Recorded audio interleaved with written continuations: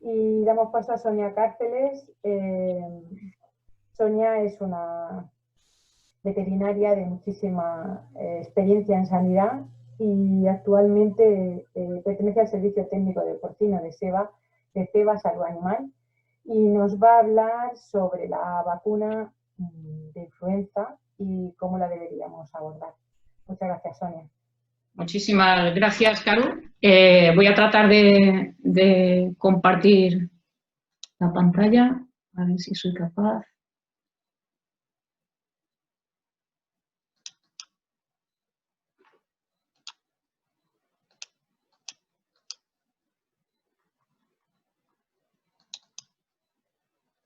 ¿Podéis ver la pantalla? ¿Podéis ver la pantalla? ¿Podéis ver la pantalla? ¿La presentación?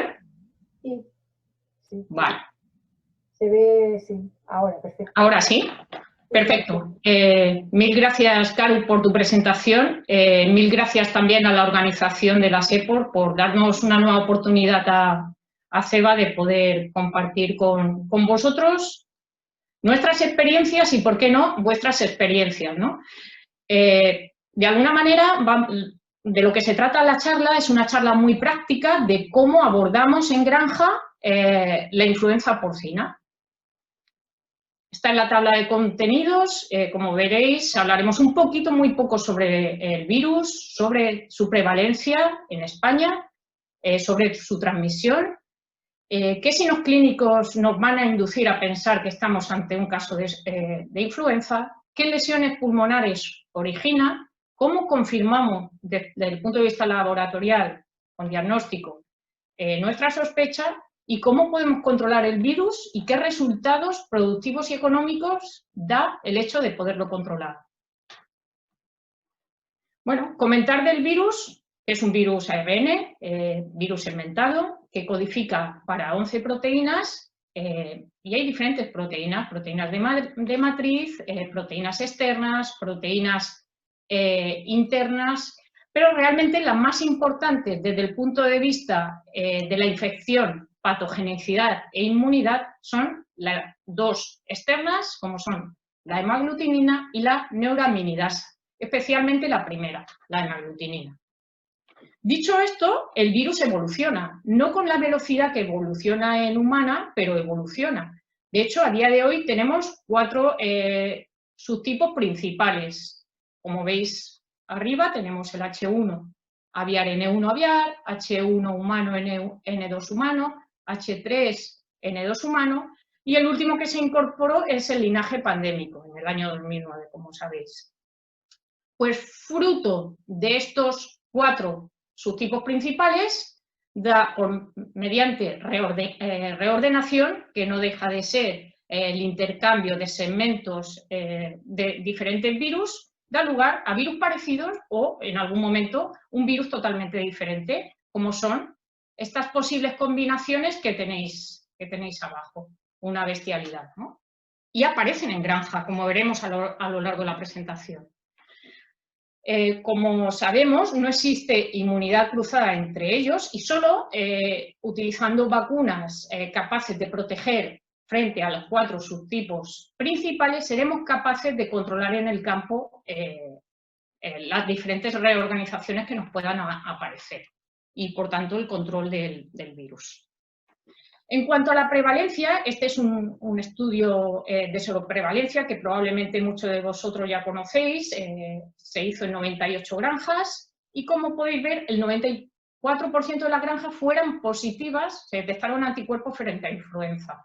El 75% de los animales muestreados presentaban anticuerpos, el 90% de las cerdas fueron positivas al menos a un subtipo, y el 56% de los animales de engorde, al final del engorde, en torno a las 20 semanas de vida, fueron también positivos.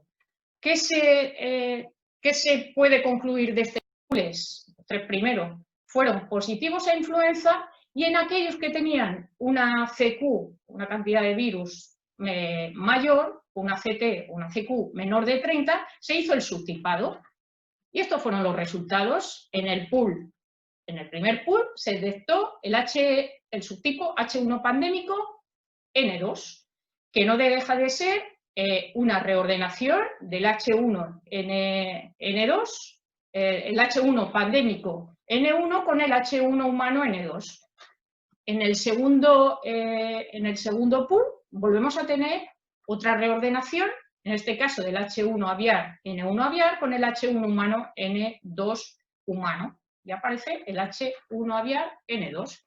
Y en el tercer pool tenemos el mismo virus que en el segundo pool. Con lo cual, en esta granja, esto es decir que son muestras tomadas en transición, en esta granja en transición circulaba dos virus y encima dos reordenaciones de los virus principales, el H1 aviar N2 y el H1 pandémico N2. ¿Y cómo entra y se transmite el virus dentro de la granja? ¿Cómo se transmite? Pues fundamentalmente en cerdo por aerosoles, fomites y principalmente por contacto directo oronasal. ¿Y las vías de entrada cuáles son? Pues puede entrar a través de insectos, puede entrar a través de aves, venir de otras granjas, por medio de transporte, pero fundamentalmente dos grupos son los realmente importantes en la entrada del virus o de nuevos virus en la granja, como son las cerdas de reposición, nuevos cerdos y el humano.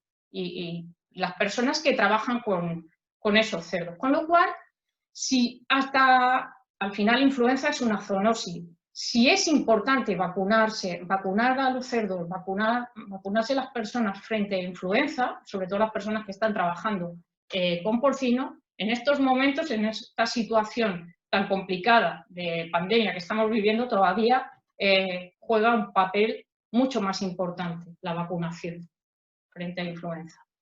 Bueno, pues ya entramos de lleno en granja y realmente vamos a ver qué sintomatología nos puede hacer pensar que estamos ante un caso de gripe porcina.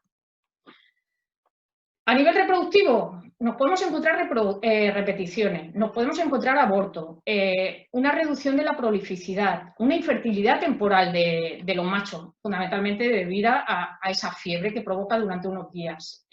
A nivel respiratorio, tos, aparece disnea, aparece letargia, abatimiento, los animales no tienen ganas de comer, estornudo, moquean, hay lacrimeo. Hay fiebre por encima de 39 grados y medio, 40 grados, inclusive más, pérdida de peso, retraso en el crecimiento, aumentan los días de estancia en ese periodo productivo y en algunos casos cuando la cosa se complica o inclusive por el propio virus también, aunque es más complicado, muere.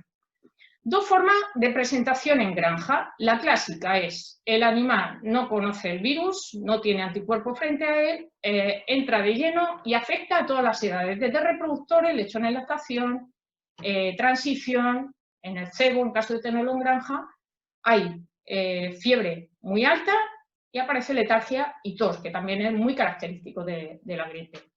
La forma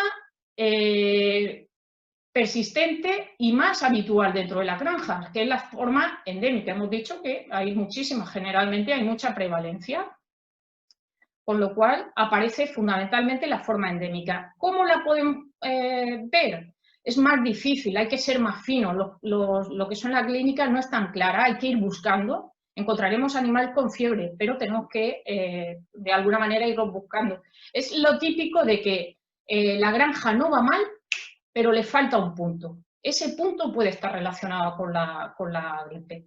Hay fallo reproductivo, suelen haber toses aisladas y aparece fundamentalmente, aunque cada vez lo estamos viendo de forma más temprana, inclusive en lactación, en torno a las 6-7 semanas de vida, que es cuando generalmente se pierde la inmunidad maternal. Ahora vamos a hacer un análisis de la clínica según la fase productiva. ¿Qué pasa en reproductoras? ¿Qué podemos encontrar? Pues el animal está batido, tiene moquea, tiene mocos, lacrimeo, en algunos casos presenta disnea, hay tos y algo también muy característico son los abortos, pero los abortos en goteo y están provocados fundamentalmente o están provocados por la fiebre, ya que el virus influenza no es un virus sistémico. Entonces, Hoy me aparece un aborto, dentro de 2 días me aparecen 2 abortos, tengo 3 días sin abortos, al cuarto me aparece otro aborto. Es lo típico que dices, tengo un problema, no sé por dónde me viene y tampoco, como no parece que sea muy grave, no me va a dar pie a tomar ni siquiera la decisión a veces del diagnóstico. Y cuando la tomo, quizá es demasiado tarde, en el momento en que no voy a detectar el virus.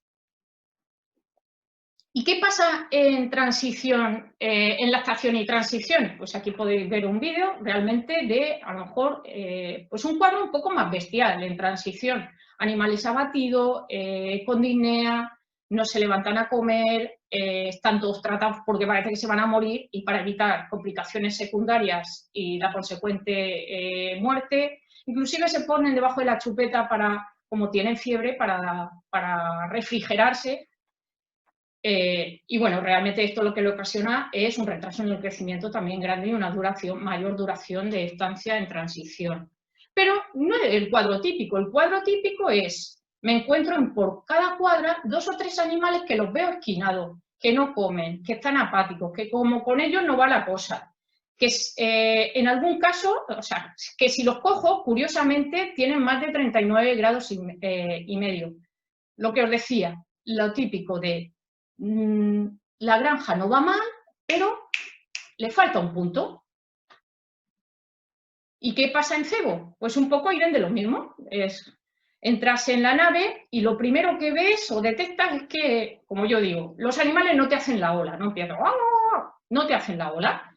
Están paraditos, están apáticos, unos cuantos por cuadra, esquinados, en algún caso hay disnea, no comen, no responden a tratamientos antibióticos, es como muy aparente. Es una mezcla quizá de la forma endémica y la forma epidémica, porque realmente se quedan muy parados durante 3 o 4 días. Y la duración de lo que es el cuadro suele ser 7 a 10 días y se puede prolongar hasta unos 15 días, desde que empieza el primer animal hasta que se infecta el último del emborde de la nave. Bueno, ya sabemos cómo podemos de alguna manera sospechar de influenza, pero tenemos que cazar el bicho, tenemos que cazar el virus. ¿Cómo lo vamos a cazar? ¿Y qué animales vamos a seleccionar? Pues veréis que necesitamos tecnología punta. Es afinar básicamente la vista clínica, el oído, la vista clínica para detectar esos animales sospechosos, el oído clínico para oír esas toses, inclusive en algunos casos aisladas, detectar un poco la clínica, hemos dicho la clínica compatible, y tomar la temperatura. Un termómetro necesitamos y lógicamente de eso sale nuestro candidato, a tomarle la muestra ideal, muestra de hisopo nasal. Hemos dicho que le cogemos hisopo nasal, que luego detectaremos la presencia a nivel laboratorial del virus mediante una PCR cuantitativa. Hemos dicho también que vamos a coger animales que presentan tos y fiebre, ideal por encima de 40 grados. Ideal también no coger animales que lleven más de 3 días desde el inicio de la clínica, porque ahí ya no vamos a encontrar a nivel nasal el virus. Con lo cual, lo ideal es aquellos animales que ni siquiera están pinchados, que no están marcados. Esos son los candidatos. El típico animal que hoy no ha comido o que presenta tos y tiene fiebre. Ese es el que hay que coger. Lo que se hace es meterle un escobillón por ambos orificios nasales, se frota durante 10 segundos, se mete en un tubo con medio de transporte para virus, se refrigera y para el laboratorio. Hisopo nasal, muestra ideal para la detección de influenza. Este es otro ejemplo, hemos visto antes otro ejemplo de un poco cómo se seleccionan los animales y qué resultados vamos a tener a nivel laboratorial. Como veis a la izquierda tenéis un cuadro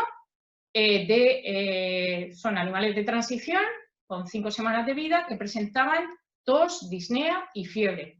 Lo que hice en ese momento fue agrupar en función de la temperatura los hisopos nasales y hacer 4 pools de 3 muestras. Como veis, el 50% de los pools, o sea, 2 de los 4 pools salieron positivos a influenza, es decir, ahí esos animales o parte de esos animales presentan el virus. Como veis, la CQ en ambos casos es por encima de 30, con lo cual, para asegurarme de que iba a conseguir hacer de manera adecuada el subtipado, lo que hice fue desdoblar, le dije al laboratorio que desdoblara uno de los pools, en este caso el último, y cogiera la muestra con mayor cantidad de virus para hacer el subtipado. Y esto es lo que salió. Salió que esta granja presentaba el subtipo H1 o el virus H1 pandémico N2. Acordaros, es una reordenación del H1 pandémico N1 con el H1N2 humano. Bueno, hemos dicho muestra ideal isoponasal, pero podemos coger más muestras, aunque no son las de elección. ¿Por qué? ¿Cuáles podemos coger y por qué no son de elección? Podemos coger sangre suero, el por qué no, porque al final hay una alta seroprevalencia, porque necesitamos tomar muestras pareadas para realmente confirmar si hay seroconversión y por tanto infección, porque tenemos muy poca disponibilidad de test de inhibición de la hemaglutinación, con lo cual no podremos saber, si no utilizamos este tipo de test, el subtipo que tenemos, porque hay una baja sensibilidad de los kits de las pruebas ELISA. Entonces, ¿para qué tiene interés? Fundamentalmente para realizar estudios epidemiológicos y para la investigación. Una cosa, recordaros, el virus influenza no produce viremia, con lo cual no lo vamos a encontrar en sangre. Lo encontraremos en secreciones nasales, en fluidos orales, en muestras de lavados traqueobronquiales, en pulmón, pero nunca en sangre. Otra muestra que podemos coger, fluido oral. Esta mola porque es muy cómoda y abarata muchísimo el muestreo, pero cuidado, porque nos va a dar una información muy limitada, ya que es una muestra de un pool de un total de 20 animales, 20, 25, bueno, depende del tamaño del corral. Además, no vincula realmente clínica con la infección. Y luego hay animales que presentan un fiebrón tremendo y es que se niegan, normalmente son los que nunca muerden la cuerda. Con lo cual es una muestra ideal para monitorizar, es decir, para saber cuándo me circula el virus y, por qué no, para saber si la medida de control que estoy haciendo es efectiva. Las vacunas no son esterilizantes, lo que van a hacer es reducir la excreción y evitar la clínica. Y de alguna manera esto me puede servir para ello.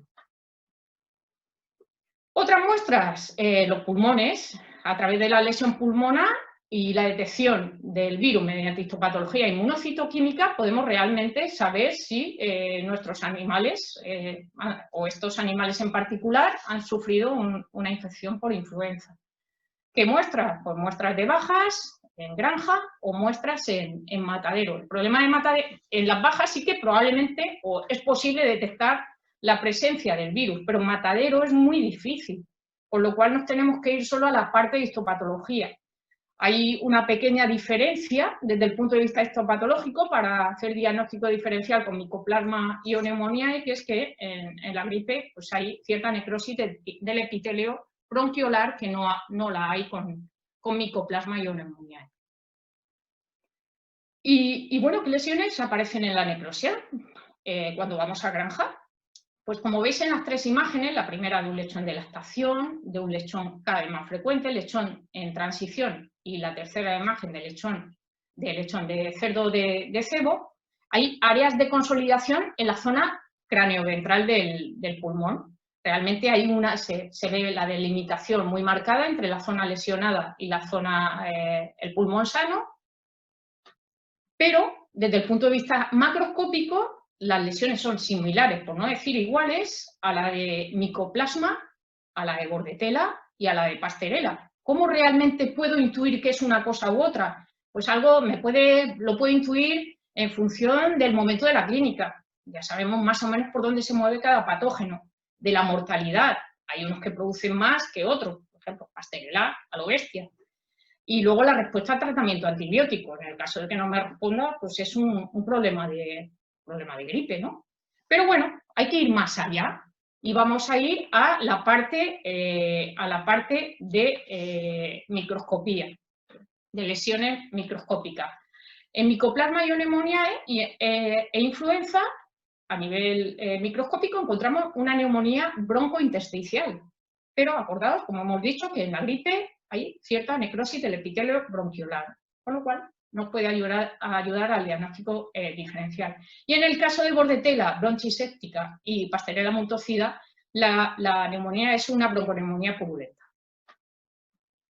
Vale, ya sabemos que tenemos influenza en nuestra granja, que le tenemos que poner remedio. ¿Y cómo lo hacemos? ¿Cómo hacemos el control? Pues lógicamente hay que tomar todas las medidas de manejo y control ambiental como para cualquier patógeno.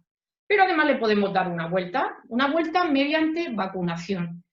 Y yo, en este caso, para el control de influenza, utilizo lo que le llamo el sistema ABC de vacunación frente a gripe. La A, ¿de dónde vendría la A? De adaptación, de la vacunación de las cerdas de reposición, siempre necesario.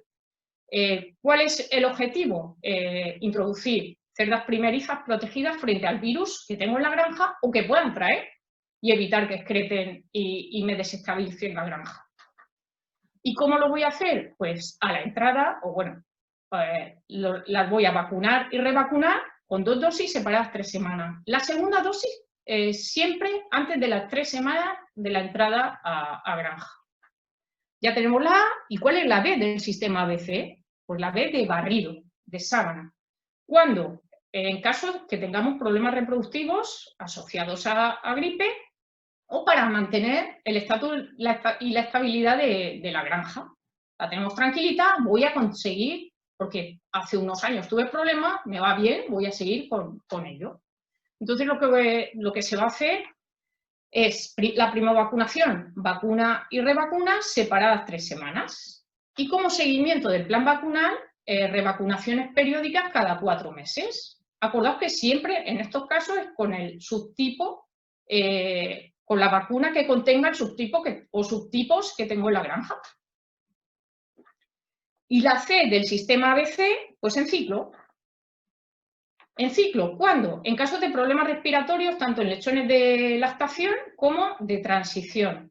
Y hay 2 posibilidades, quizá la ideal y la que a mí más me gusta, porque es más eficaz a corto plazo, es vacunar como primovacunación, hacer 2 sábanas, 2 vacunaciones en barrido, separadas 3 semanas, y al mes y medio de la revacunación incorporar la vacunación en ciclo en torno a las 3 semanas antes del parto.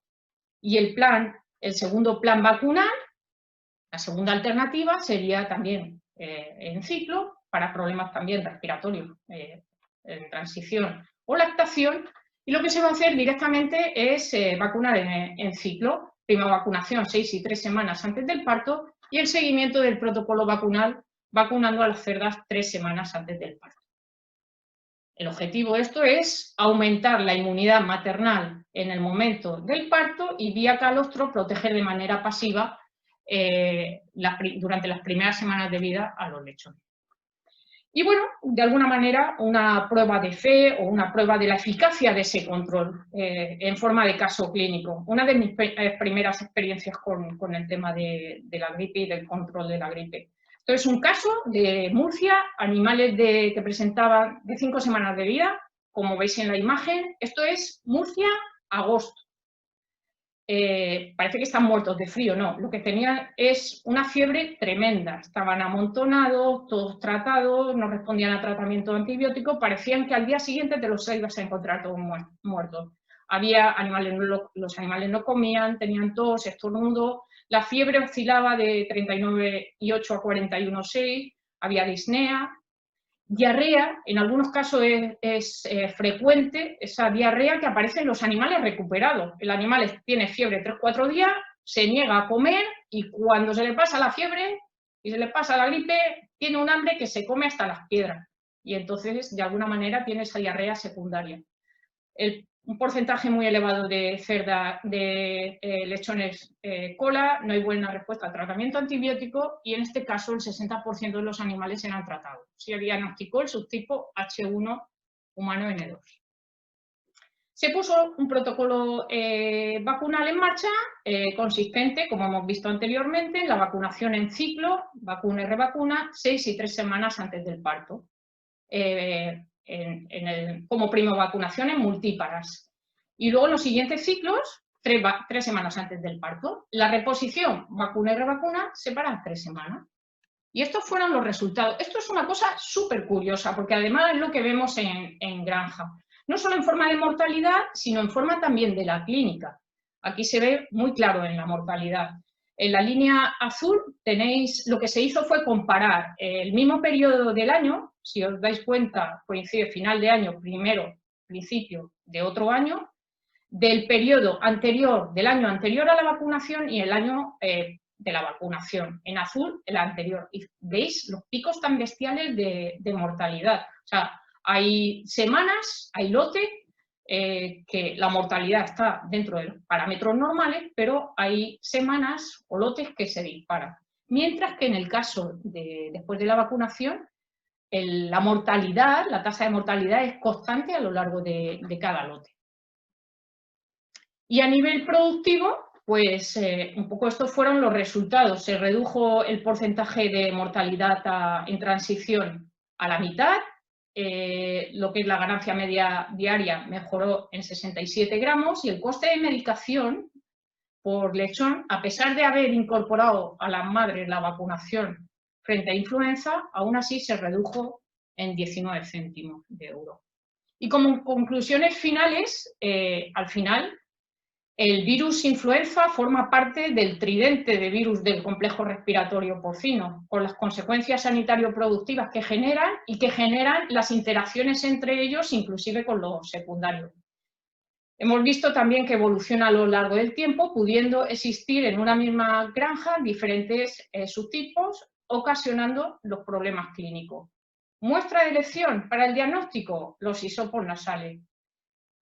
Otra cosita, otra conclusión, para establecer el mejor protocolo de control mediante la vacunación, es importante conocer los subtipos que tenemos en la granja y el momento de aparición de la clínica para poder establecer el mejor protocolo vacunal.